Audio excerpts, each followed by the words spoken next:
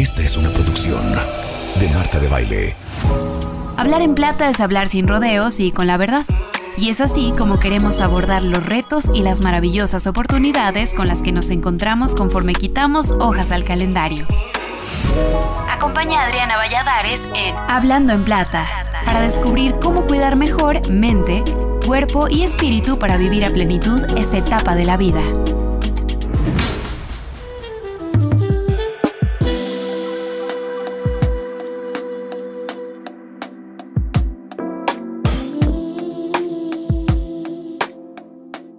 ¿Cuántas mujeres habrán tenido que aceptar diagnósticos imprecisos, tratamientos diseñados para cuerpos masculinos o simplemente la falta de respuesta sobre su propia salud? Históricamente, la investigación ha tratado el cuerpo femenino como una variante del masculino, ignorando sus particularidades y dejando enormes vacíos en muchas áreas, pero especialmente en la medicina. Esto no solo ha afectado la calidad de los tratamientos, sino que ha puesto en riesgo la vida de millones de mujeres. Para entender por qué existe esta brecha, qué consecuencias tiene y qué se está haciendo para cambiarlo, nos acompaña una invitada muy especial y muy querida, Maribel Ramírez Coronel, periodista especializada en salud pública y economía de la salud, con una maestría en administración en sistemas de salud de la UNAM. Maribel ha dedicado su carrera a analizar la industria de la salud desde una perspectiva integral, combinando su experiencia en finanzas y negocios con su conocimiento en políticas sanitarias. Es autora de la columna Salud y Negocios en El Economista, fundadora del foro Hospitales sin Infecciones, así como de la plataforma editorial Plenilunea, dedicada a la salud femenina. No hay nadie que yo conozca, a lo mejor hay alguien más, pero hay muy contadas personas, y yo creo que es la única, que cubre los temas de salud desde una perspectiva más de industria y desde una perspectiva económica. Entonces, pues es un gustazo tenerla por aquí. Maribel, muchas gracias por aceptar la invitación. Bienvenida. No, muchas gracias a ti, Adri, y gracias por esa presentación, de verdad. Y aparte por participarme de tu espacio, que cada vez es más escuchado y más exitoso. Yo soy fiel radioescucha de este podcast, quiero decir. Me da gusto oírlo así, poco a poquito ahí, como digo yo, haciendo, mordiéndonos el rebozo, que ya parece falda de hawaiana, no, pero ahí vamos. Para nada. Oye, pero pues es que este tema surgió en una conversación que tuvimos tú y yo, que estábamos platicando, y dijimos, es que es increíble, no sé qué, yo te contaba, que justamente me había dicho mi quiropráctica, procura no hacer ejercicios en aparatos, en el gimnasio. Y yo, ¿por qué? ¿Son malos? No son malos, son buenos, pero los aparatos están diseñados para los cuerpos de los hombres. Entonces, no son cómodos y no son buenos, no por su función, sino por su diseño, para las mujeres, especialmente nosotras que somos más chiquitas, etcétera, etcétera. Y de ahí vino esta conversación de que pues, el tema en realidad mucho tiene su origen en la investigación. En el caso del tema en el que eres especialista, y empecemos por la parte médica, en tu experiencia como periodista especializada, ¿cuáles consideras que son las principales brechas en la investigación médica con enfoque de género? Totalmente, Adri, totalmente. Es un tema súper relevante, bien importante y que no lo hemos visibilizado, y yo creo que ya es hora de que las mujeres estamos subrepresentadas, no solo sí en muchos aspectos de la ciencia o de las investigaciones científicas, en todo tipo de investigación para generar todo tipo y desarrollar todo tipo de productos y mecanismos, dispositivos, pero en el caso de la salud, pues es algo delicado y grave, o sea, porque finalmente representamos la mitad de la población o un poquito más, ¿no? En muchos lugares. Entonces, si representamos la mitad de la humanidad, en esa misma dimensión tendríamos que ser nuestro organismo investigado y estudiado para desarrollar cualquier tecnología o dispositivo o mecanismo o medicamento, tratamiento para atender una enfermedad. Y no es así. Y eso viene a partir de que la medicina históricamente fue un tema de hombres. Digo, desde la Edad Media, luego ya más adelante, como que ya fueron aceptando que no éramos unos machos mutilados, sino que sí teníamos cierta representatividad e importancia, pero realmente hoy en día todavía hay muchos elementos ancestrales que no se creerían por los cuales no nos están representando bien en las investigaciones médicas. Y por lo tanto, los efectos y la eficacia de los medicamentos que tomamos por igual hombres y mujeres, asumiendo que van a tener el mismo resultado para unos y otros, pues no es así. Y entonces, al final, luego vamos viendo que incluso las dosis tendrían que estar bien diferenciadas, no solo por nuestra talla, nuestro tamaño, por todas las especificidades y diferencias que tenemos en nuestro organismo. Debería haber más diferenciación para que haya una eficacia de tratamientos más completa. Y eso es claro, es una discusión entre médicos y entre científicos, nada más que se ha quedado ahí a nivel científico, pero como humanidad deberíamos de estar enteradas. Es la Fíjate realidad. que antes de que esto surgiera, yo comentaba un poco de broma, pero en el fondo no tengo sustento, pero lo pienso. Pues todas las mujeres sabemos, hemos estado alguna vez en un consultorio ginecológico y nos han explorado, y yo no sé si a alguien le parece positivo el uso del llamado pato, o de su claro. nombre científico nunca me lo sé. El dispositivo para hacer pipí. Exactamente. En los hospitales. Entonces, y en los consultorios, para explorarte. Y yo decía, justo le decía a mi ginecóloga, le dije, claro, es que no puedo creer que esto se siga usando, que no hayan inventado nada diferente. Claro, porque si fuera de hombres ya hubieran encontrado la manera de hacerlo menos invasivo.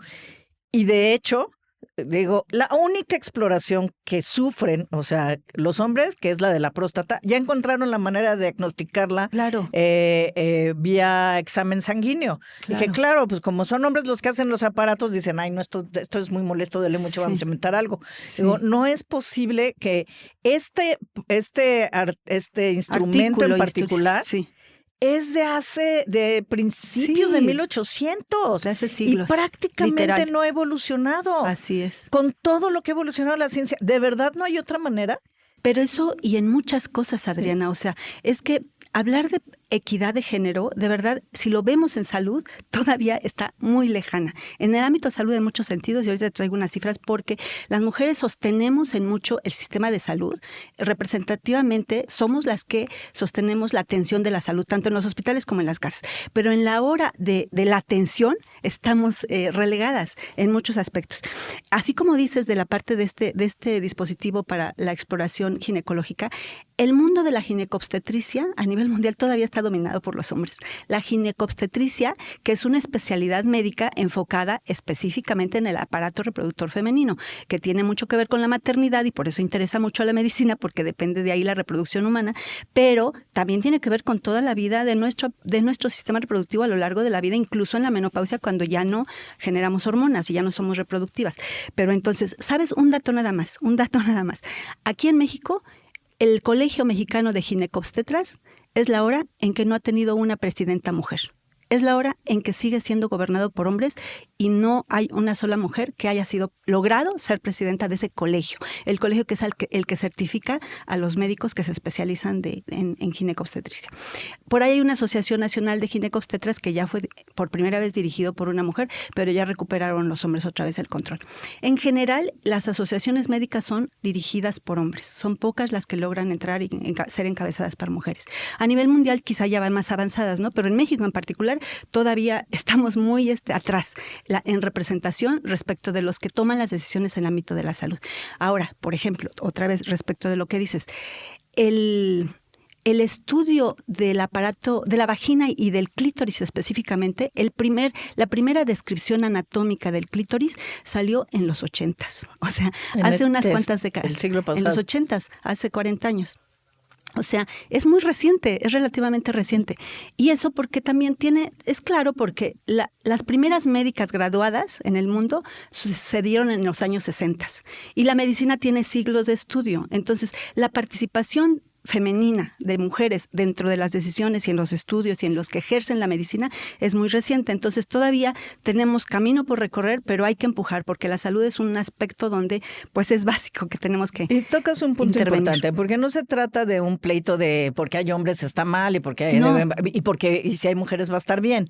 Pero sí es cierto que hay un sesgo, en muchos casos inconsciente, o sea, no es que sea un plan maquiavélico necesariamente para hacerlo. Hay factores culturales, lo que quieran, históricos, por lo que sea. Pero el punto es que efectivamente una de las razones es que van como cadenita, ¿no?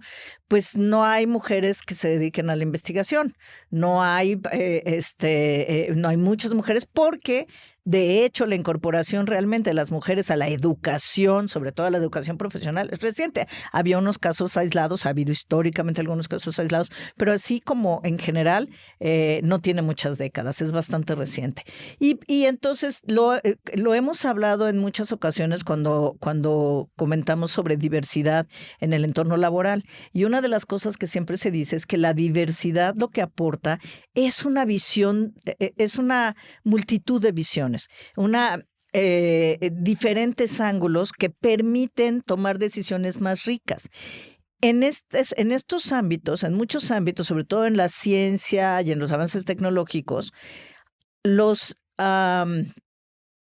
el hecho de que no ha habido diversidad justamente hace que ese sesgo se haga muchísimo más evidente, porque no hay esas voces que digan, oye, ya consideraron esto, oye, ya consideraron este tamaño, y va en todos los ámbitos, En todos. O sea, estamos hablando de investigación ahora, pero el seguro social, las pensiones no consideran que las mujeres entramos y salimos de la fuerza laboral a veces por temas de maternidad, etcétera. No se reconoce el trabajo en casa, etcétera, etcétera, etcétera. Entonces es digamos que un tema que aparece en muchos lugares. Hay avances, sin embargo, quiero pensar, y es pregunta más bien, si has notado cambios recientes en la inversión en investigación con perspectiva de género o de plano nada. Sí, se supone que vamos avanzando. Lo que pasa es que los números no están tan claros. Por ejemplo, en las vacunas de COVID que se hicieron de manera muy acelerada, sí se dice que sí intervinieron mujeres, pero hay un argumento por los que no se incluyen verdaderamente en forma representativa a las mujeres, y es por precisamente el aparato reproductor, porque somos más complejas y eso eleva los costos de cualquier investigación, porque argumentan que en cualquier momento la mujer que entra en un protocolo de investigación clínica se puede embarazar y entonces ya se altera, ya sale, ¿no? Y entonces un elemento que se quita. También leí que justo en esa línea, pues porque hay cambios hormonales, exacto, entonces no es estable, exacto, sí, y que entonces tendrían que tomar en cuenta, pero eso es para mí un absurdo, porque justamente por eso tienes que tomarlo en cuenta para lo que vas a desarrollar, incluya esas consideraciones. Así es. Entonces, es cierto, hay argumentos, pero bueno, pues por más complejo que tenga que ser un estudio, nos tenemos que estudiar y nos tenemos que incluir la mitad de la humanidad en esas investigaciones. Ahora, hay cifras que mencionan que ya hay enfermedades en las que ya se está aumentando a casi la mitad, o incluso a veces hasta 60% de mujeres ahí representando esa investigación, pero tiene que ser en proporción a la afección, a la proporción de cómo afecta la enfermedad entre hombres y mujeres, ¿no? Por ejemplo, la diabetes, que si los problemas cardiovasculares, que si el cáncer, diferentes. Digo, por ejemplo, cáncer de mama, bueno, pues se tiene que estudiar solo en mujeres, pero también hay cáncer de mama en hombres, entonces ahí la proporción es al revés. Sí, o sea, sí vamos avanzando, pero realmente sí es muy importante que para hombres y mujeres tengamos proporcionalmente la misma atención en términos médicos. Y todo empieza desde la investigación básica, porque la investigación básica se hace en machos, es decir, en ratones o en conejos o en algunos animales, pero igual por la facilidad de que es más sencillo y es más directo, se hace en ratones, y lo que se interpreta en una investigación básica en los ratones termina siendo aplicada en hembras, mujeres humanas, digamos, así de disperso y de descabellado es el asunto, pero así es la realidad. Entonces, es una situación histórica, pero es una cosa cierta que para la investigación resultamos más costosas por nuestro rol reproductivo, pero entonces al mismo tiempo la maternidad es un factor por el que no somos investigadas y al mismo tiempo es un factor por el que no intervenimos en muchos aspectos económicamente y se convierte en un círculo vicioso, ¿no? Porque la maternidad debería de ser un aspecto o un factor positivo para cualquier cosa, para la humanidad. Hoy, por cierto, donde sí se está haciendo más investigación en términos médicos con la mujer es en los temas de reproducción asistida, donde la ciencia ha avanzado muchísimo y ahora que si el vientre subrogado y que hay muchas cosas en términos de avances. Yo no sé si eso es porque en realidad lo están viendo como un negocio, sí, que claro, esa parte que por tanto los hombres no entran, sí, pero si hubiera algo que fuera de hombres y mujeres, probablemente no sería así. Y eso me lleva a pensar en este incluso cuando hablas de la maternidad y como ese otros factores, pues no debería de ser ni positivo ni negativo, es una variable. Y los organismos todos tienen variables.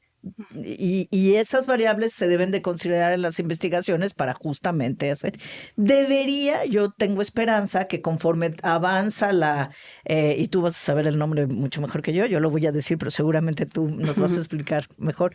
Esta medicina muy personalizada que se está desarrollando, que ya hay tratamientos que se van directamente al individuo, pues eso debería, estamos lejos todavía, pero el camino hacia allá debería contribuir a reducir ese sesgo, ¿no? Sí, claro, vamos hacia allá, pero tenemos que seguir empujando.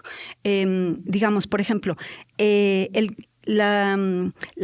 embarazo ya es estudiado hoy en día.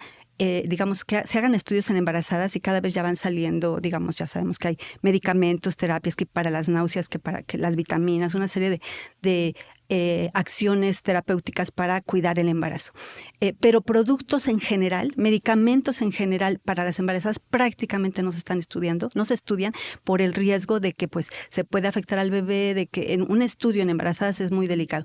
Pero, por ejemplo, recientemente Pfizer sí hizo un estudio en embarazadas para una vacuna del virus sincicial respiratorio que está por sacar. Bueno, que en otros países ya llegó, aquí en México apenas está por venir o está recién autorizada, pero todavía no entra al mercado.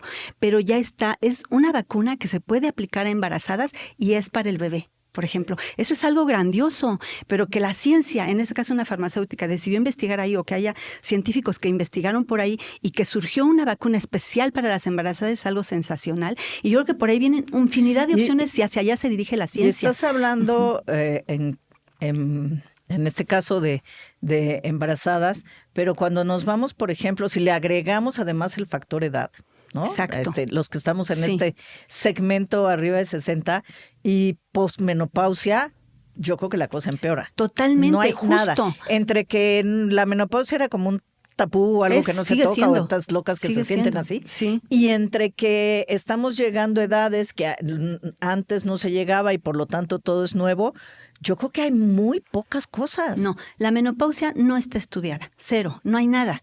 Entonces, el climaterio y la menopausia llega entre los 45 y 55 años, que hoy en día es una edad donde relativamente todavía somos jóvenes y productivas y todavía tenemos una esperanza de vida que es superior a los 70, ¿no? En México. Entonces, todavía hay 20 años hacia adelante que vamos a vivir, por lo menos, y por lo tanto, es una etapa de la vida que tiene que estudiarse y que hoy actualmente en el planeta, en la ciencia médica a nivel mundial no se ha estudiado. Ya se empezó, ya hay estudios y ya se empieza a ver, porque es una etapa muy importante, Adri, en la que justamente terminamos de hacer nuestra labor reproductiva como humanamente, bueno, ya nuestro cuerpo deja de generar hormonas y ya no somos reproductivas, pero si no nos atendemos en esa etapa, ya está comprobado que luego vienen las consecuencias. Uh-huh. Es un gap que hay en la medicina, no solo en México, sino en todo el mundo, donde se ignora. Porque en el momento que dejamos de generar hormonas y ya no somos reproductivas, no hay una política pública, un programa específico para atender ese segmento de mujeres, uh-huh, que en México somos como 6 millones de mujeres constantes que vamos pasando por esa etapa, que cerca de los 50, después de los 50. Va a crecer. Exacto, va para arriba por el cambio demográfico. Pero entonces, ese segmento de mujeres que padecemos más de 40 síntomas por varios años, ¿no? Hay algunos que se vive de manera radical, hay quienes menos, pero ya se sabe que son como 40 síntomas entre bochornos, piel seca, resequedad vaginal, todas las que más conocemos, pero otros. Y esos no son síntomas en algún momento, y ya médicamente hoy está más claro, pero todavía hay mucho que investigar, que a la larga se convierten en padecimientos. Los primeros años, si se atendieran y si verdaderamente hubiera investigación y opciones para atacarlos y para que nosotros vivamos más equilibradamente el climaterio y la menopausia, no llegaríamos a los 60, 70 con problemas cardiovasculares, con problemas de diabetes, con osteoporosis, con hasta temas cardíacos. Exacto, porque los temas cardíacos en las mujeres se multiplican en la etapa adulta, de adulta mayor. Cuando somos jóvenes las hormonas nos ayudan mucho. Cuando ya no tenemos las hormonas es cuando vienen los costos muy elevados. Toda esa etapa la ciencia no lo ha investigado suficiente y yo digo porque hay un factor, un sesgo que ha limitado los estudios en las mujeres porque nos ven más complejas. Pero fíjate qué irónico, porque una de las razones por las que no se hace, yo digo que la principal es pues porque la investigación la hacen hombres y pues su top of mind Es o su sesgo es pues las cosas que les pasan, que es un sesgo que muy probablemente es inconsciente. Yo creo que todos de alguna manera lo hacemos, nos fijamos en lo que nos está pasando a nosotros. Pero lo que considero que es muy irónico es que una de las otras razones por las que se argumentan es el efecto de las hormonas en el cuerpo de la mujer y cómo puede afectar los estudios o las investigaciones.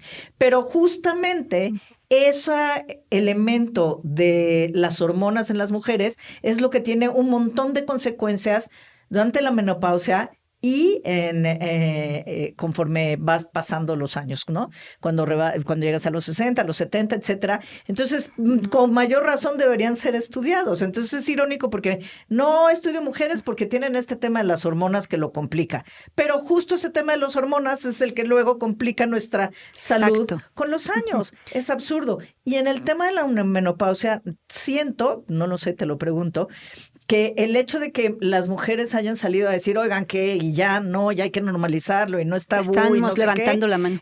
Ha hecho que volteen a mirarlo y de pronto empiece a cambiar eso, ¿no? Sí, pero fíjate que es un fenómeno, yo creo que justamente del cambio demográfico a nivel mundial, porque no es analizada la menopausia, pero tampoco la andropausia. Claro, es una etapa en la vida en que hasta hace algunas décadas pues no se les ponía atención porque ya estábamos de salida, ¿no? Sí. Pero hoy claramente no. 50, 60, 70 todavía estamos en edad activa, ¿no? Activa económicamente incluso. Entonces, yo creo que, pero en el caso de la menopausia, el cambio es más radical, precisamente por nuestro rol reproductivo a lo largo de la vida, de que nosotros sostenemos al producto para que van a nacer, y ese aparato que es más complejo, que lo tenemos en nuestro organismo, eso nos hace ser más complejas, pero al mismo tiempo necesariamente ser más investigadas, incluso en esta etapa, a los hombres también, pero la menopausia es más radical en las mujeres que en el caso de la andropausia en los hombres. Entonces sí hay que estudiarlo más. Y aparte, si me permites también, déjame mencionar que hablando del sector salud y el sesgo que como ciencia o como especialidad o como ámbito científico todavía tiene mucho por avanzar, es porque todavía sí en efecto está gobernado por hombres y sí hay que romper con eso. Digamos, en particular en todo el mundo, pero en Latinoamérica sobre todo, quienes sostienen los sistemas de salud son las enfermeras. Eso lo sabemos, ¿no? Son las que están con el paciente todo el tiempo, son las que en muchas cosas operan toda la atención. Los médicos deciden, médicos y médicas deciden, pero quienes sostienen son las enfermeras. El 90% de la enfermería está formado por mujeres. Ahora ya hay hombres, pero la enfermería es pues es una profesión que todavía no está lo suficientemente valorada, está desvalorizada, incluso en la pandemia lo vimos. Hay una inequidad muy clara en el sector salud y ese piso disparejo, pues lo tenemos que equilibrar, ¿no? Aparte, si las mujeres, eso en el caso de las mujeres, que las enfermeras que están en los hospitales, en los centros médicos y en los centros de salud, etcétera. En las casas, insisto, las mujeres también sostenemos los cuidados de pacientes cuando están enfermos, los cuidados de discapacitados, las personas capaces y los cuidados de personas mayores cuando ya también llegan en un nivel en que son dependientes. Las mujeres son los que sostienen ese segmento de población y no es remunerado, no es reconocido, pero representa varios puntos proporcionales de la producción nacional del país. Entonces, es otro punto donde tenemos que arreglar porque es un sesgo que como país, como población, como sociedad tenemos que resolver. Es injusto y es parte del ciclo reproductivo de que como las mujeres no tienen suficiente, atienden la parte de cuidados en el hogar y entonces no tienen tiempo para trabajar y entonces no tienen dinero y entonces ahí se reproduce todo. Sí. El ciclo vicioso. Entonces tenemos que romper con eso. Por último, nada más déjame terminar con la parte del sector salud.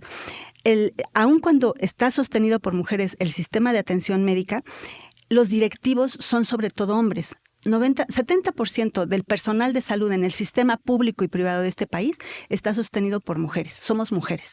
Pero los directivos son el 6%, los que toman decisiones, ¿no? A nivel mundial es entre el 10 y 20%. En México es el 6%. O sea, la brecha es todavía mucho más grande.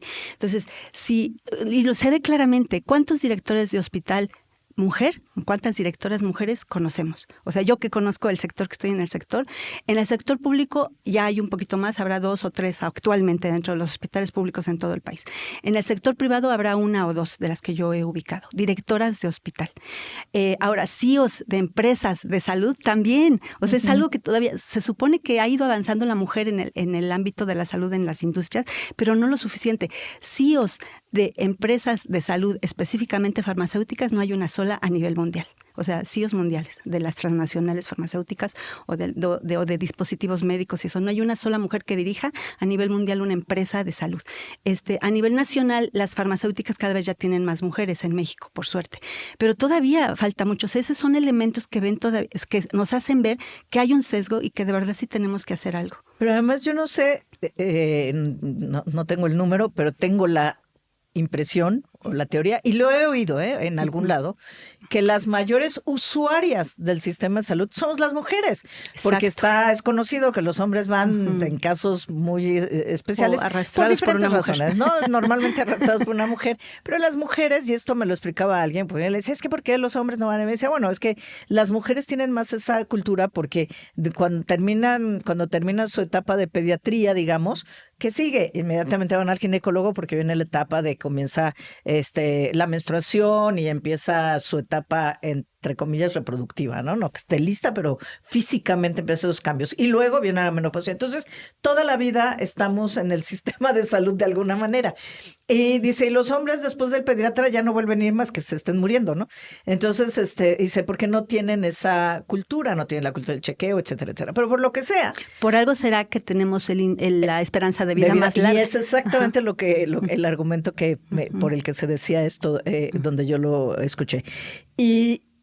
Pero entonces somos las mayores usuarias. Así es. Que completa ese cuadro que tú estabas dando en este momento, porque es no solo cuál es la situación de quienes dirigen o de quienes trabajan o de quienes investigan o de quienes hacen medicamentos, sino también quienes usan el sistema.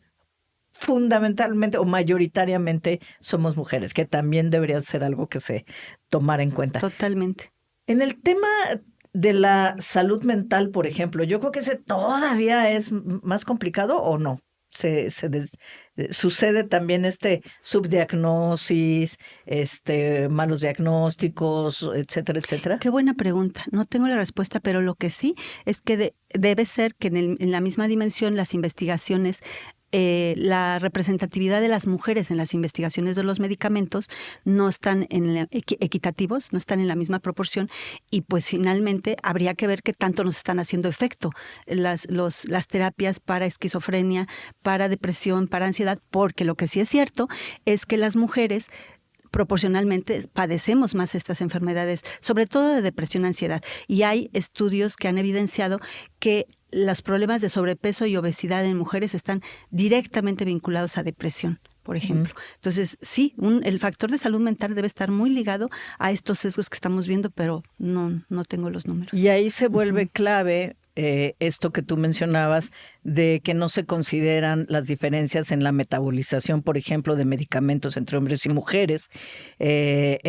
dosis, etcétera, etcétera, ¿no? Porque se utilizan más o menos usando los resultados de investigaciones en hombres. ¿Crees que están ya avanzando, desarrollando tratamientos más personalizados o hay algunos avances en este sentido? Sí, se supone que viene la medicina personalizada y de precisión le llaman. Y en ese sentido, pues por la tecnología y todo lo que ahora ya la ciencia médica, incluso los estudios más rápidos, más acelerados precisamente por que pues la inteligencia artificial y por todos los elementos de las investigaciones grandes a grandes volúmenes a través de la ciencia y las estructuras científicas o tecnológicas más bien, ya está hacia allá, más personalizada la investigación. Pero aún así todavía, más bien, porque eso no va a hacer la diferencia. La personalización se puede seguir desarrollando y los laboratorios internacionales ya están hablando de ello y están en eso, en varias enfermedades, en el cáncer, con las inmunoterapias y medicamentos que están resultando de bastante avance, pero esa personalización no necesariamente va ligada a una equidad, porque puede ser muy personalizado en hombres y puede ser muy personalizado en mujeres, pero eso es individual. La base viene desde la investigación y desde el origen del desarrollo de los medicamentos, y donde se tiene que considerar esa diferencia. La diferencia tiene que ser desde el origen porque nuestros organismos son diferentes y no solo, o sea, la otra mitad de la población que somos, no solo es por el aparato reproductivo y sí por las hormonas, porque una médica hace poquito en una conferencia mencionaba que, por ejemplo, hay cosas que ni sabemos de características tan claras. Nuestros vasos sanguíneos, la densidad de nuestros vasos sanguíneos son más delgaditos que la de los hombres. Pues la talla, el tamaño, por supuesto. Hay muchos, por eso somos más sensibles al alcohol. O sea, hay diferentes reacciones que nosotros tenemos como mujeres por la estructura de nuestro organismo, no solo del aparato reproductor y las hormonas, sino porque en general somos diferentes, orgánicamente, biológicamente, somos diferentes. Entonces, por ejemplo, el alcohol somos más sensibles. Tenemos más riesgo de sobrepeso y obesidad a partir de que nuestras hormonas se caen. Antes de caerse, somos más resistentes porque podemos sostener la grasa y nuestro cuerpo es más eficiente en el metabolismo de grasa antes de la menopausia. Con la menopausia se convierte al revés. Entonces, todo eso se podría desarrollar mejor con una visión más equilibrada en torno a los estudios. Entonces, sí. Y fíjate que es muy interesante lo que dices porque sí, te escucho y sí, claro, tienes razón en términos de que la medicina personalizada no es realmente la solución al tema de la inequidad en la investigación, porque normalmente esa medicina personalizada va a ser en casos muy específicos para enfermedades muy particulares que requieran eso, más la parte incluso genética o qué sé yo, más a otra escala. Pero en el día a día, digamos, en las cosas del día a día o en lo que normalmente nos va a suceder por el paso del tiempo, etcétera, etcétera, o las enfermedades, no sé, de pronto si es crónico-degenerativa, si ahí va a aparecer. O sea, no necesariamente significa que se resolvió o que ya no existe esa inequidad. Tiene que suceder también en general en la investigación científica y médica, incluidos, insisto, en en el instrumental que se utiliza muchas veces para hacer diagnósticos, etcétera, etcétera, ¿no? Sí.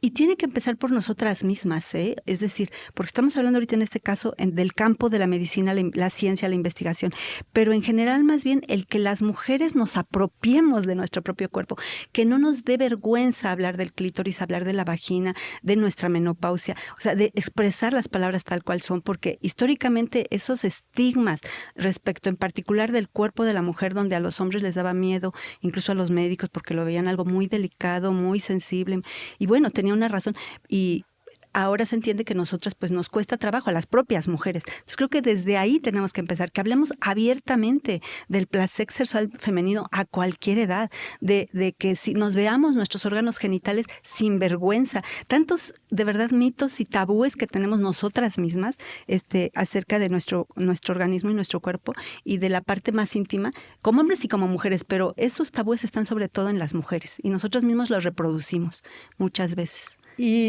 Y yo creo que también, pues, averiguar, preguntar, cuando tenemos un diagnóstico, asegurarnos que estamos cómodas con el diagnóstico, que nos sentimos que nos evaluaron bien, que si tenemos una duda, pues preguntar, buscar más opiniones, porque esto no va a cambiar si nosotros no presionamos por el cambio. Así como hablaba de la menopausia, en todos los aspectos, si nosotros no decimos, oye, ¿por qué? Con que se averigüen, nada perdemos. Yo les he contado que por azares del destino me encontré con la sarcopenia por una amiga y me puse a leer y me puse a investigar y todo, y entonces dices, oye, a ver, espérame, ¿no? Entonces sí, las proteínas, pero es igual en hombres o en mujeres, y la verdad es que cuando uno busca, a veces cuesta trabajo, pero sí encuentra, y puede uno por lo menos cuestionar al médico, o sea, o preguntarle, oye, aquí cómo afecta si yo tengo esto, o qué afecta si bla, bla, bla, esta es mi condición, o en el caso de que soy mujer y tengo esto, o si mi peso, lo que sea. Exacto. Preguntemos, no nos quedemos con la duda, chequemos si están haciendo otras, sí, cómo están las investigaciones o qué están haciendo. Pongamos límites a nada más creer lo que nos dicen, ¿no?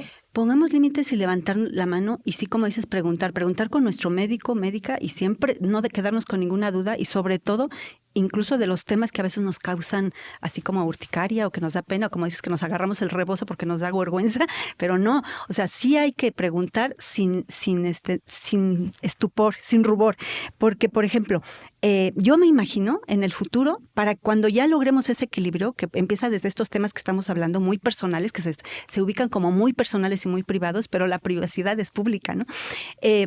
En el futuro yo vislumbro cuando haya un poco más de equilibrio o más de equidad en los medicamentos y en las terapias, que en las farmacias haya el medicamento y tú veas dosis para mujeres y dosis para hombres, o para cierto peso de mujeres y cierto peso de hombres, o incluso terapias específicas para hombres y la terapia específica para mujeres. No importa que sea del corazón que les da para los el mismo dos. padecimiento. Ajá, para el mismo padecimiento, porque diabetes mellitus nos da hombres y mujeres, la enfermedad isquémica del corazón, hombres y mujeres, que si la hipertensión, hombres y mujeres, o sea, cáncer, hay varios cánceres para hombres y mujeres, pero la base es que somos distintos, es reconocer esa diversidad y no excluirnos, que no seamos excluidas en las investigaciones básicas que abarquen a las dos mitades de la población de manera proporcional, es básico. Entonces yo sí imagino que hacia el futuro tendríamos que ir hacia allá, que la medicina tenga esa diferencia. Ahorita que mencionabas algunos padecimientos, porque yo no sabía que en las enfermedades cardíacas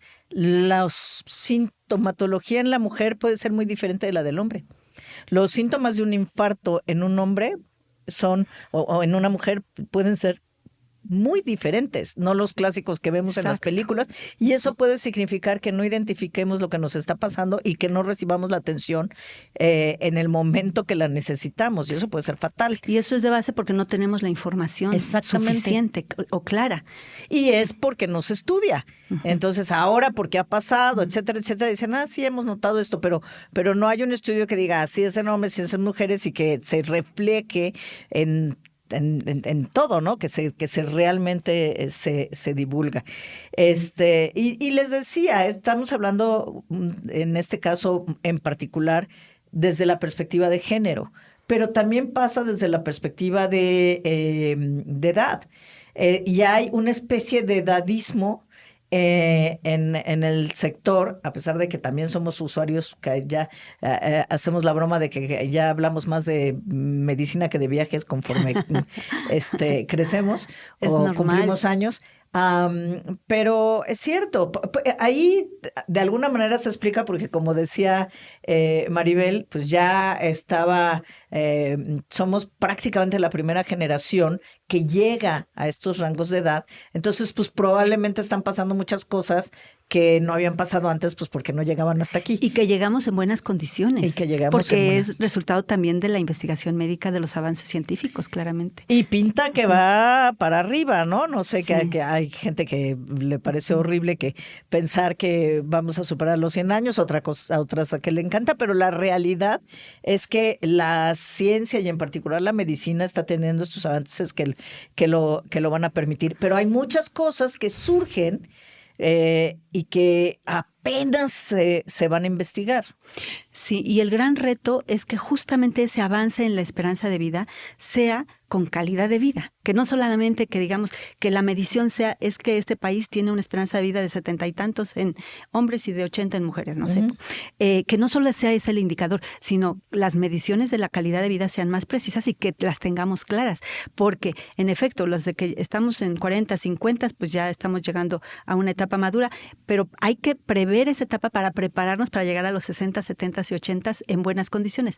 Y eso pues nos lo da el avance científico y las opciones terapéuticas o de tratamientos o de cuidados que tenemos que tener claro de hacernos o de atendernos en cada etapa de la vida. Y sobre todo, incluso las generaciones más jóvenes, digamos, porque si se habla financieramente de que hay que prever tu pensión y una serie de cosas para tu vejez, porque pues, ya depende de ti.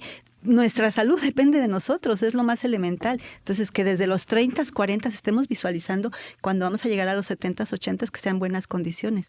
Híjole, y ahí ya ni voy a entrar al tema porque Sí, nos es apasionamos, otro pero ya capítulo. me hiciste pensar en los seguros de gastos médicos para las edades Sí. y eso es una cosa del terror. Sí, otro tema. Entonces, requiere como una disección profunda. Están cambiando, pero todavía. Pero son muchas cosas las que se tienen que pensar y planear y considerar, pero sobre todo empujar o levantar la mano para visibilizar. Yo creo que Sí. lo que podemos, nosotros probablemente no vamos a incidir en el cambio de una política pública tan directamente, sí con Son algunas semillitas acciones, que se pero van sí. sembrando. Pero sí el hecho de visibilizarlo es lo que ha logrado que la menopausia se voltee a ver. Esa es la verdad. Así es. Hasta que se empezó a visibilizar. Y se empieza a visibilizar porque justamente las que vamos llegando a la menopausia estamos en una edad en que decimos, bueno, ¿Qué hubo, todavía, o sea, que hay para mí, pero aparte porque estamos siendo productivas a la sociedad. Claro. Entonces sí, eso te da valor, autoestima y todo para Y levantar ya no la mano. Y no quiero que me estigmaticen y no me quiero sentir así, quiero que me digan cómo puedo navegar esto mejor, etcétera. O sea, levantas la voz y lo visibilizas. Entonces, y para eso nunca es tarde, porque siempre vamos a tener, y eso pasa. Hay familias que conozco que enfrentaron una enfermedad rara, y este fin de semana, por cierto, conocí a alguien que además su hijo falleció de una enfermedad rara, y ¿qué hicieron? Se unieron a una fundación y están haciendo trabajo para visibilidad, etcétera, etcétera. Y las enfermedades raras, créanme, es dificilísimo que las volten a ver, porque son raras, porque le suceden a muy pocas personas, aunque sean terribles. Entonces, mi punto es que visibilizar, levantar la voz a nuestra manera, en nuestros círculos, como podamos, sí son cosas que eventualmente inciden en que haya mejores investigación, diagnóstico, medicamentos, tratamientos, etcétera, ¿no? Sí, por eso como empezamos esto. Tiene que visibilizarse el sesgo que hay en la ciencia, no en toda la actividad científica, en cualquier ejercicio o desarrollo científico, porque platicábamos el otro día, incluso en el desarrollo de autos, ¿no? Los cinturones de seguridad de los autos están hechos para hombres, todos nos lastiman, nos aprietan, el busto. Estaba leyendo hoy que los cojines o esta cosa que salen cuando chocas, las bolsas de aire. La bolsa de aire, gracias. También causan daños porque no están calculados para las mujeres. Yo te decía, sí, a mí me estrangula el cuello el cinturón de seguridad, o no considera que nuestro pecho no es igual que el de los hombres, exacto, etcétera. Somos sensibles. Por lo menos una esponjita, algo que le pongan. Y tienen que irse adaptando, porque también está pasando que necesita, y lo hemos comentado, en otros países, por ejemplo, el transporte público ya tiene unas rampas que bajan para que sea más fácil subir y bajar del transporte público cuando tienes tanto problemas, algún tipo de discapacidad, o cuando pues, los años te han restado algo de flexibilidad, pero es en todos los ámbitos, como dices, en los autos, pero en el transporte, pero en tal. Hablábamos de la visibilización. Tú, como periodista, ¿qué temas relacionados con la investigación en mujeres consideras que deberían recibir más cobertura mediática? ¿Y por qué? Cobertura mediática. ¿Dónde deberían de ustedes, periodistas, y pues nosotros que también de alguna manera damos alguna visibilidad, sacar más esos temas en general de temas de salud, dices, o en de general ciencia del médica? tema de que estamos tratando? Bueno, con la investigación en mujeres. Nada más el que así lo planteaste tú, el del sesgo o la diferencia que hay en cuanto a que no es proporcional y representativo. La participación de mujeres en los estudios clínicos es elemental y básico.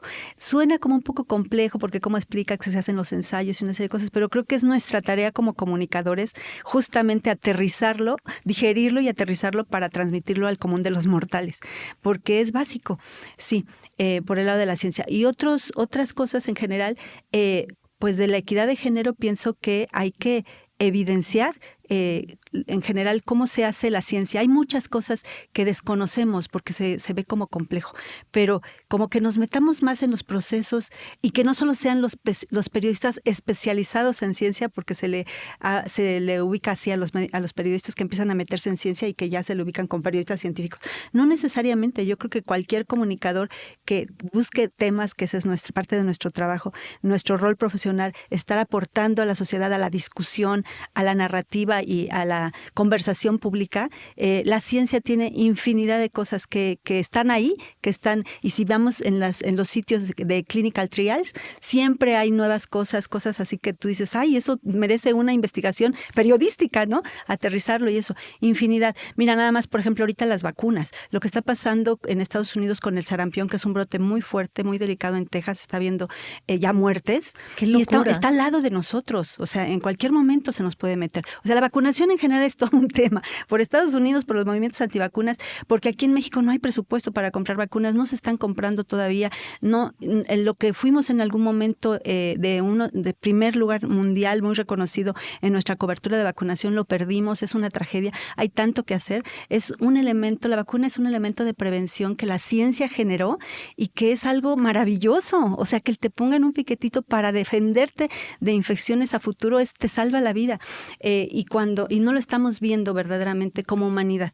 Con la epidemia de COVID como que se volvió a encender el tema, como que lo volvimos a valorar a partir de que todos nos vacunamos y nos salvó, nos ayudó a detener la pandemia, pero realmente la vacunación no está suficientemente cubierta por los medios, por todo lo que representa, por los riesgos de que no se aplique y por esa insuficiencia genera otras cosas.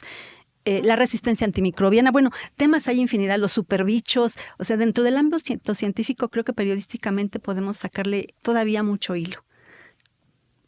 No sé si compartes esto, pero en el avance hacia una investigación que considere, que se haga considerando la diversidad de la población, me preocupa mucho lo que está pasando hoy en algunos países y siento que está habiendo retrocesos, donde están, si mal no recuerdo, están limitando los estudios, todo lo que tiene que ver con diversidad en Estados Unidos, incluyendo en la investigación, están quitándolo. Están quitándolo por decreto y eso me preocupa. Ya ni hablar del tema de feminicidios que ya no están considerados, etcétera, etcétera, etcétera. Pero siento que está habiendo en algunos países una regresión y que son países líderes en investigación. Entonces, exacto, me preocupa. Justo, esa es la preocupación o el punto grave de que son países que históricamente han invertido una parte importante de su presupuesto como país, pero incluso público, en incentivar la investigación, en generar desarrollos. Digo, Estados Unidos participó muchísimo en las investigaciones en el CEPI, que fue el comité para incentivar la vacunación, para colaborar entre academia, empresas, gobiernos, todos para que se sacara más rápido la vacuna anti-COVID.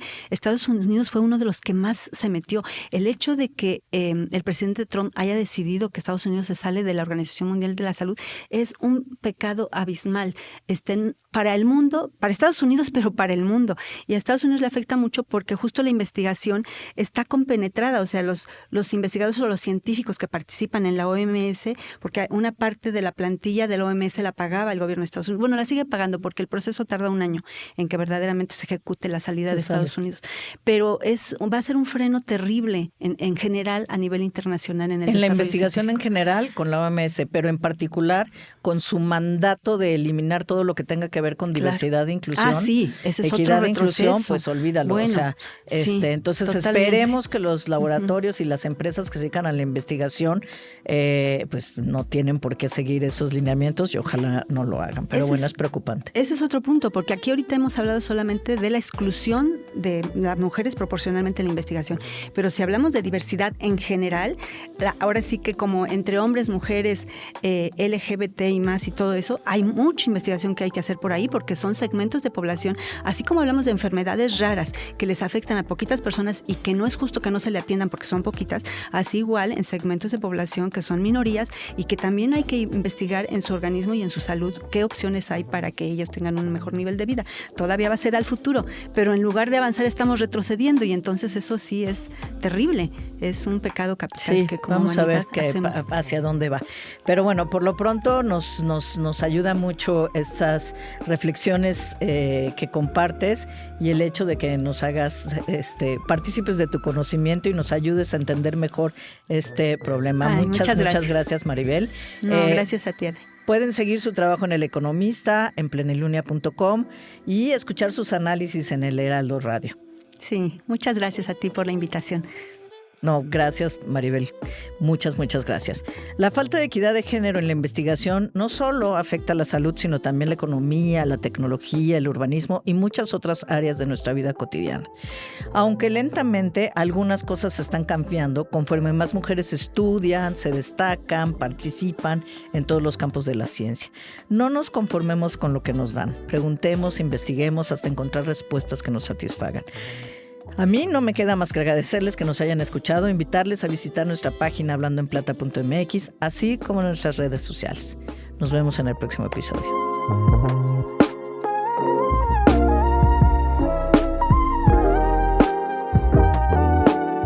Hablando en Plata, con Adriana Valladares.